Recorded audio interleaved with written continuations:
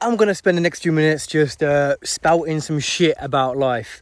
And yeah, you know, my chin being shaved, I don't know if I like it or not. As my friend said, I look like a fucking grape, which has hair. Maybe my head is shaped like a grape, but I didn't really notice that until I shaved my chin. It's always a good idea until it's not a good idea. And right now, I've actually got a little bit of company who wants to be a part of this video. So before I get talking about this magical experience of life, we're going to say hello to the little sheeps. Hey guys, how's it going? I hope life's good and you're having a really good magical experience. Right now, they're a little bit afraid because they don't know who the fuck I am. They see this human with a grape head with hair on top of it, and I don't really know how to react in that situation, which I completely understand.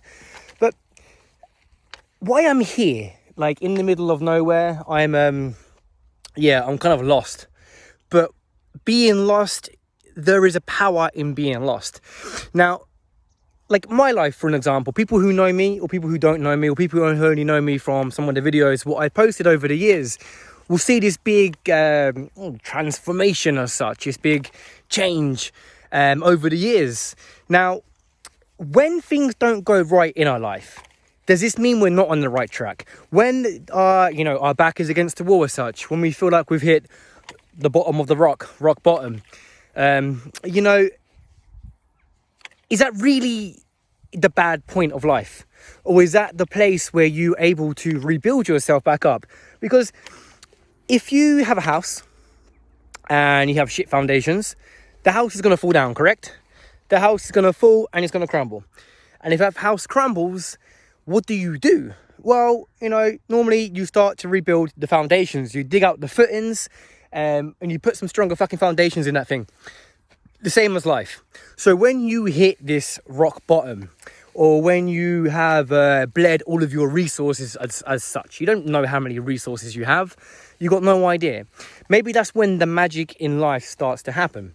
So from my own experience, back in 2017, I was 100 and something kilograms, big dude, just taking loads of steroids. And then I disappeared and went to the Amazon jungle and literally surrendered to everything. I had no money, I was stuck, I was confused, I was in the jungle, I was working in the world of ayahuasca, drinking the medicine with the shamans. They don't like to be called shamans, they're actually called curanderos, but because shaman is from our side of the world, so if I just said curandero, you probably had no idea what I'm talking about. So maestros, curandero, they are the ones who guide us in these experiences in the plant medicine world.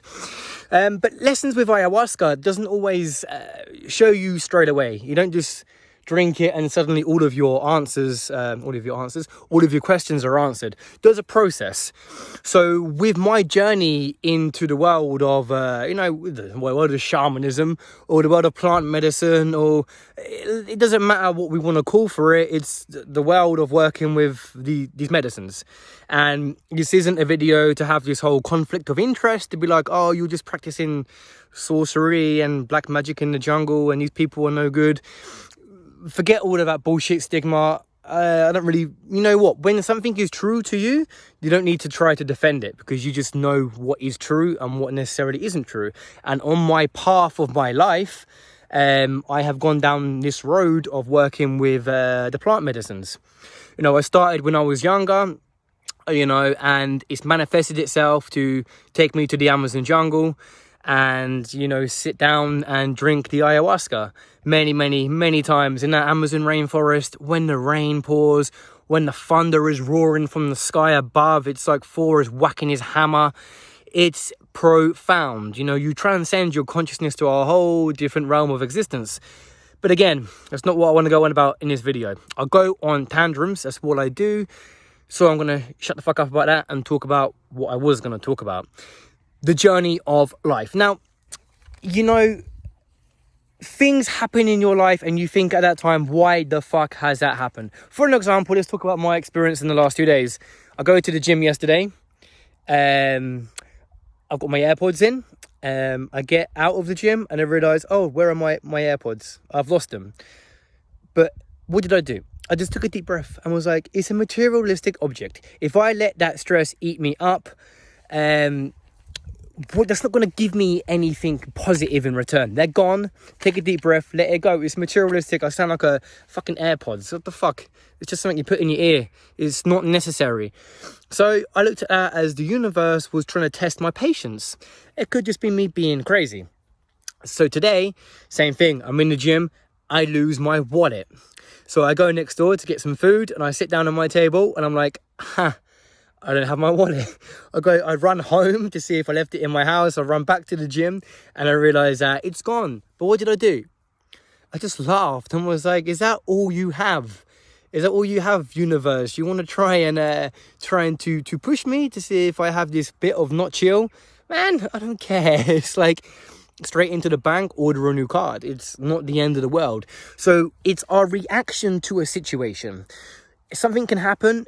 You know, we can't control the outcome, but we control the outcome of our mind as such. So in a way, we kind of do control the outcome, because the outcome is a manifestation of our feelings, of our emotions. So I'm a Pisces, and if you know about Pisces, the magical fish, we are creatures of emotional. We're very, very emotional. So in my life, there's been many times when I've just been broken down emotionally, and the person who was doing the breaking didn't have the intention to do the breaking.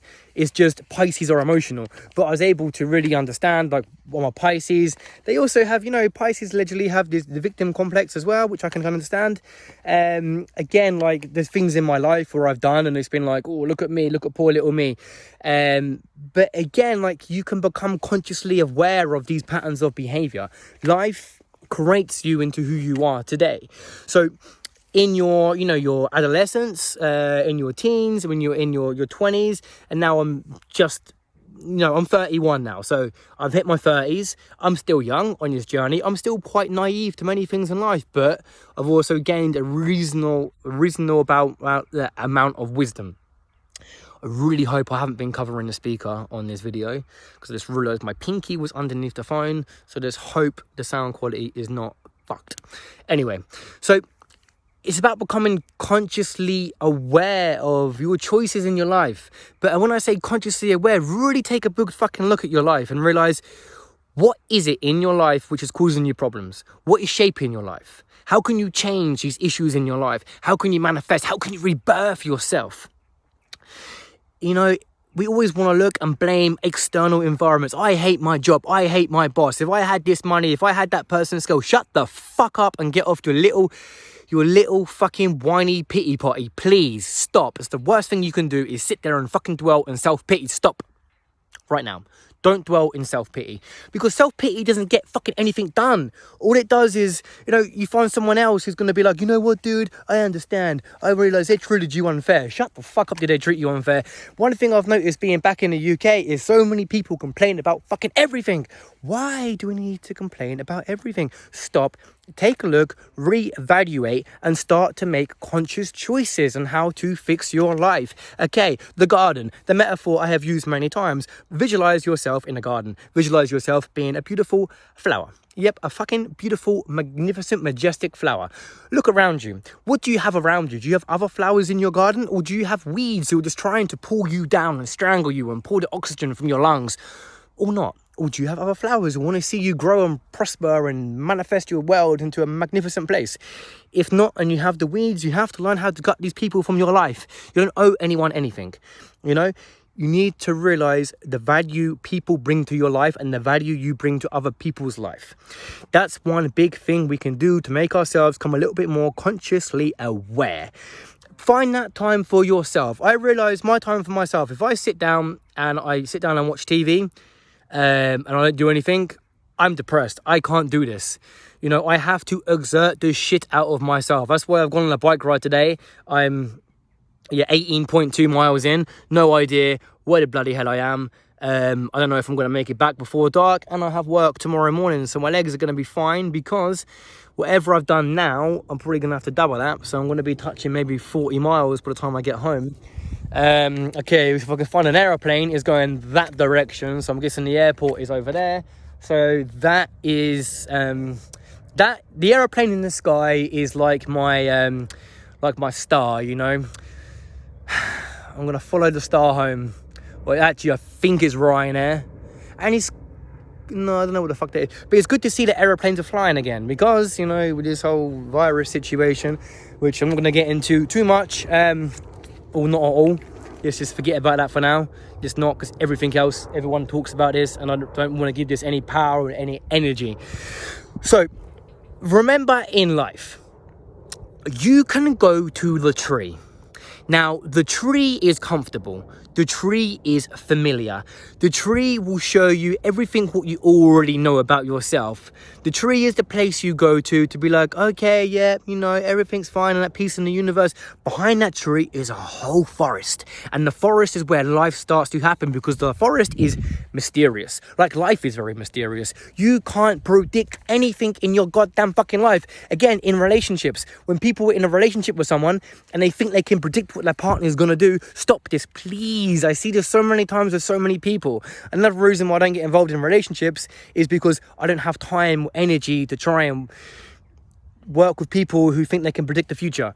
Again, that's just where I am right now in my life. It doesn't mean everyone's like that, but, you know, experiences are experiences. Anyway, again, going off on a tantrum. So in this life, we need to start to look deeper inside of ourselves. Take your shoes off, take your socks off, walk on the earth, ground yourself.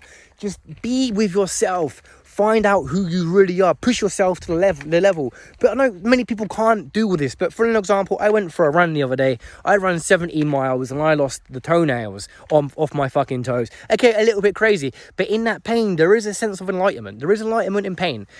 There is an enlightenment in... Okay, it's a temporary enlightenment. It's not like, oh, wow, I run this and suddenly I know all the answers. It just helps to build character, to build momentum. And once you build momentum in your life, nobody can stop you. Okay, you might fall off your track, but you get back up and you get back on that track. You know, you keep moving forward.